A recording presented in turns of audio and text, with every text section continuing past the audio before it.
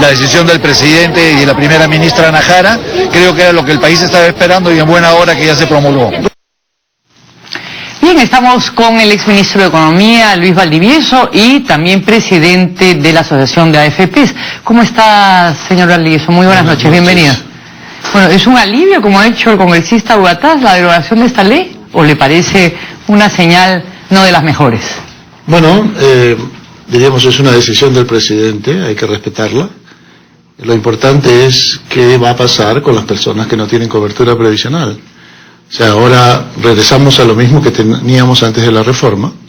Entonces tenemos 12 millones de personas en el Perú, de 16 que están en la población económicamente activa, que hay que pensar qué es lo que van a tener de cobertura cuando lleguen a la vejez. Ahora, son más de 80.000 los que se afiliaron, los independientes que cotizaron a la AFP, y esto suma 80 millones de soles, 8 millones y medio, perdón, de soles. ¿Esto era auspicioso, era una cifra que estaba por encima de lo esperado, o era más bien una cifra baja? Bueno, lo que tenemos estimado nosotros preliminarmente excede ese número, o sea, probablemente... ¿Excede qué? En los 8 millones, diríamos, ¿más? Probablemente va a ser más. ¿Más? ¿Cuánto podría ser, el doble? Sí, podría ser 15 millones más o menos. 15 millones de soles lo que han aportado. Entonces, y corresponde a más de 80.000. Claro, entonces, o sea, efectivamente, pero yo creo que lo importante aquí es, primero, que se ha dado una ley, hay que respetarla. Segundo, hay que ver la mecánica de devolución, que es lo que tiene que determinar la Superintendencia de Banca. Y tercero, diríamos, es voluntario, como han mencionado, o sea, las personas que deseen dejar su dinero en, diríamos, la alternativa más rentable financiera, indudablemente lo pueden dejar. Pero ¿Cree que va a haber gente que lo deje? Sí, sí ha habido gente que ya estaba inscrita voluntariamente desde antes, o sea, antes de que surgiera... No, pero digamos, ¿cree que va a haber gente de estos obligados a cotizar que digan, bueno, ok, yo me quedo en el sistema? Sí, yo creo que podría haber personas que efectivamente esto ha sido una motivación para pensar en su futuro y comenzar a pensar en cómo planear, diríamos, sus finanzas. Entonces, definitivamente... Claro, los que entraron con una proporción muy pequeñita, 2,5% del sueldo era el aporte, ¿no es cierto? Entonces era bastante pequeño relativamente, comparado con el 10% que aportan todos los demás. Entonces, pero diríamos, yo creo que esto ha invitado a una reflexión. Y lo que también ocasiona es de que tenemos que pensar, en este momento solamente 4 millones, diríamos, 5 millones y medio están en el sistema privado, pero hay un montón de gente que está fuera. Hay 4 millones y medio de independientes que van a tener que pensar en qué manera van a ahorrar para su futuro. Ahora, lo que dicen algunos liberales es lo siguiente: miren, ¿sabes que el Estado nunca les dio nada? ¿Por qué van a estar obligados a cotizar? Bueno, lo que pasa es que el Estado debería de haber previsto, diríamos, una ley previsional, una reforma previsional que diríamos, indicaciones claras de que la gente tiene que ahorrar. Cada día vivimos más. ¿Era una ley justa o era una ley injusta? Bueno, en la medida en que no va acompañada con otras medidas, diríamos, como por ejemplo, a nadie le gusta que lo obliguen a hacer algo si hay un grupo que no está obligado a hacerlo, ¿de acuerdo? Si mañana yo digo, vamos a subir el impuesto a la renta, y tú dices, un momentito, pero ¿por qué me castigas a mí? ¿Por qué tienes muchas personas que no pagan? Muy distinto sería si yo te digo, bueno, tengo que subir el impuesto a renta porque tenemos necesidades que cubrir en el Estado, tenemos que dar servicios públicos, pero al mismo tiempo te presento esta lucha contra la evasión. Y esto es mi prioridad es luchar contra la evasión. Lo mismo tendría que hacerse ahora. ¿Cuál es la prioridad? Luchar contra la informalidad. O sea, y buscar mecanismos que permitan que la gente ahorre de manera en que le rinda lo máximo para su futuro.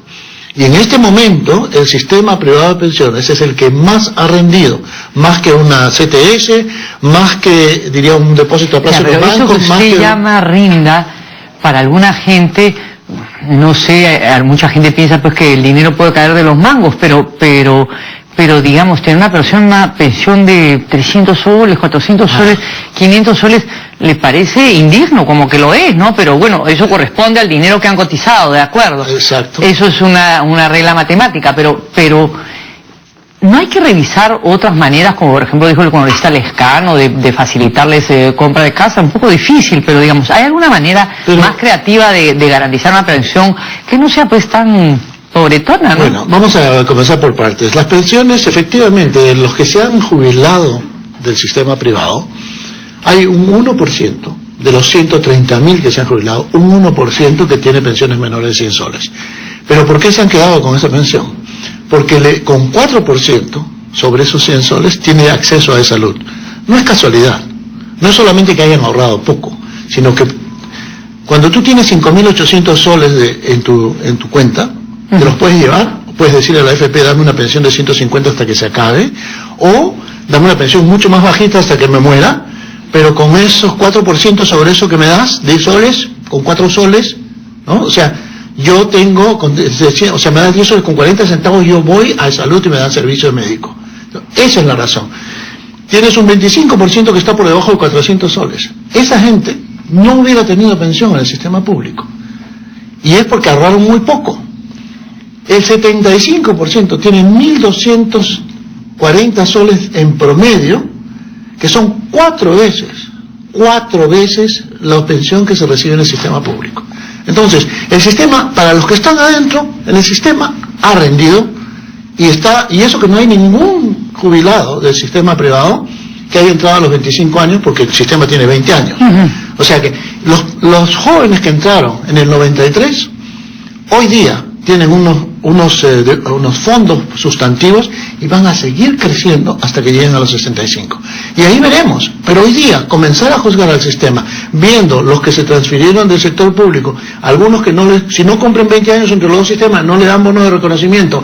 O sea, si cumpliste los 20 años, no hay ninguno que no le han dado un bono de reconocimiento y un bono complementario que te lleva a la pensión mínima del Estado. Entonces, hay mucha falta de información respecto a cómo funciona el sistema. Sin embargo, miren, el Congreso de la República, las fuerzas políticas, casi mayoritariamente, incluido un grupo como el Fujimorista, que fue el que instauró las AFP, sostienen que tiene que haber una reforma de las AFPs, una reforma del sistema de la ONP, una reforma total. ¿Ustedes cómo tomarían esto si se comienza a discutir en el Congreso una situación de este tipo y crearía inestabilidad o no crearía inestabilidad? Bueno, sí, depende cómo lo organices. Si es un diálogo estructurado y profesional con un apoyo técnico necesario, por supuesto que bienvenida a la discusión.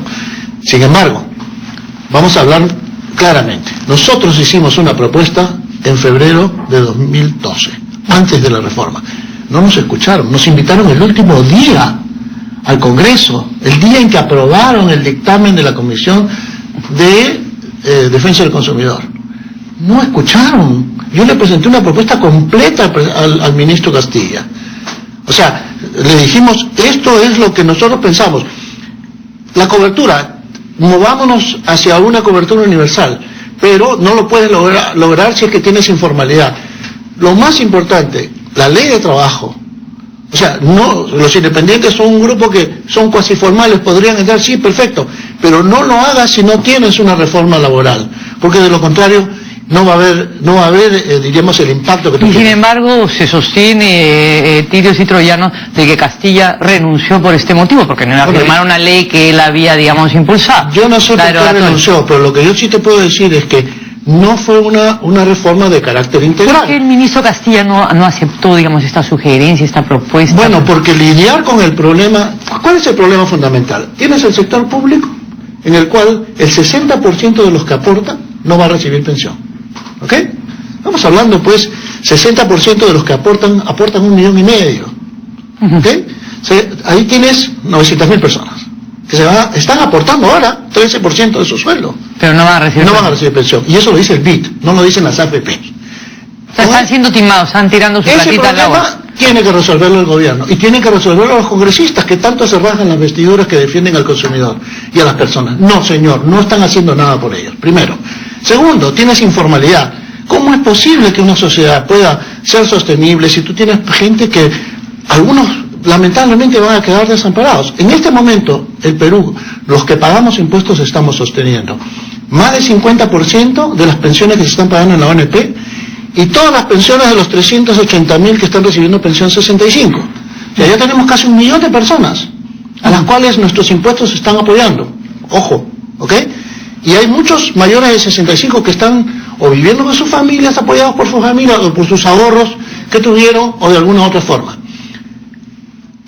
Esta cantidad de personas mayores de 65 va a ir creciendo y cada vez más rápido. Y va a tener que haber más CIS, más seguro integral de salud. Exactamente. De acuerdo, pero el Estado nunca les ofreció nada, entonces ellos están fuera y... Bueno, por eso tenemos la situación que tenemos, porque diríamos, no, la gente no ve el resultado de su trabajo, la gente no ve la protección social que requiere y sin embargo se le quiere exigir cada vez más y más. Pero ¿cómo tomarían ustedes una discusión, digamos, no técnica, no así muy suiza, muy alemana, muy numérica, sino más bien con este afán justiciero que tiene el Congreso frente a las AFPs? ¿Cómo la tomarían? ¿Crearía inestabilidad? ¿En qué sentido, Mariela? En el sentido que puede haber un cambio de la ley, ¿no? No, lo que es importante es lo siguiente. ¿Qué cosa requiere mejoras? ¿Qué requiere mejorar usted en la AFP? ¿Qué es lo que cambiaría usted de las AFP? ¿Le parece fantástica? Bueno, se está cambiando. La comisión es excesiva, según dicen en todas... Pero miren mal, pues, o sea, los políticos han politizado el asunto. Mira, el sistema privado de pensiones tiene 4 beneficios clarísimos. Ya, pero ¿qué cambiaría? No me hable de las bondades. ¿Qué cambiaría usted dentro de su interior, de usted mismo, como usted mismo diga, caramba, esto no está... Bueno, hay cosas que cambiar. En primer lugar, acercamiento al afiliado. Hay desconfianza porque el afiliado, primero, necesita un asesoramiento mucho más cercano. Ya, ¿okay? Segundo. Eso es muy importante. Segundo, se está cambiando en este momento, todavía no se ha terminado de cambiar, el régimen de inversiones. Muy importante. ¿Por qué? Porque... Pero nada forma parte de las AFP, o sea, de la estructura de las AFP, comisiones, cobros, eso no. Momentito. Yeah. Es que rentabilidad es lo más importante, ¿ok? Yeah. Pero ¿qué pasa? Sube y baja el mercado. El administrador de fondos tiene que ser capaz de reducir esas variaciones, porque si no la gente se asusta. Y los políticos se aprovechan. Muchos políticos dicen, se cayó 5.000 millones de soles, hemos perdido, qué barbaridad, y las AFP ganan plata. Eso hay que cambiarlo, se está cambiando. O sea, y eso no necesitaba reforma, no necesitaba ley, era regulación de la superintendencia. Se está haciendo, todavía no se termina. Tercero, comisiones. Que las comisiones más altas de América Latina, no sé qué. No, señor, están bajando. Las comisiones son reflejo de una situación de economías de escala. Si tú vas a Chile tiene el costo, diríamos, la recaudación por comisiones con el fondo que administra es menos del 1%. Perú está ligeramente alrededor del 1%, un poquito por encima. República Dominicana está por 3%, México está por encima de Perú, Colombia está por encima de Perú. ¿Dónde está la evidencia? ¿Cuánto ha bajado la comisión? Desde el año 2000 hasta ahora ha bajado 34%. Después de la licitación bajó solo a 8%, todo lo demás... La licitación para Hábitat no fue una cosa adecuada para usted, no fue una cosa, digamos, que dinamizó... No, la licitación tuvo como resultado que se reduzcan las comisiones en 8%.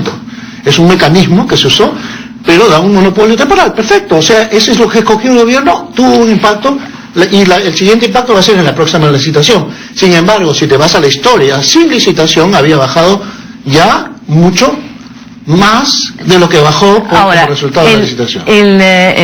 El congresista García Belaúnde ha dicho que Hábitat no tiene ningún contrato con el Estado para los independientes, nada por el estilo, es que no hay ningún problema en la devolución. Usted no ve ningún problema en la devolución del dinero. Depende de lo que diga la superintendencia de Banca y Seguros, diga cómo lo devuelven, dónde lo devuelven y de qué manera. Las AFP trabajan bajo el marco de la ley. O sea, diríamos, una vez aprobada la ley tienes que implementarla, si no te cae una multa. Segundo, tiene que haber un reglamento. Esperemos que estamos trabajando en el asunto conjuntamente con la superintendencia para ver cuál es la mejor manera de devolverles los recursos más rápido a los que quieran solicitarlo. ¿Cuál sería una? ¿Una qué? Una manera rápida. Una manera rápida podría ser depositar, diríamos, hay 3 cuentas en las AFPs.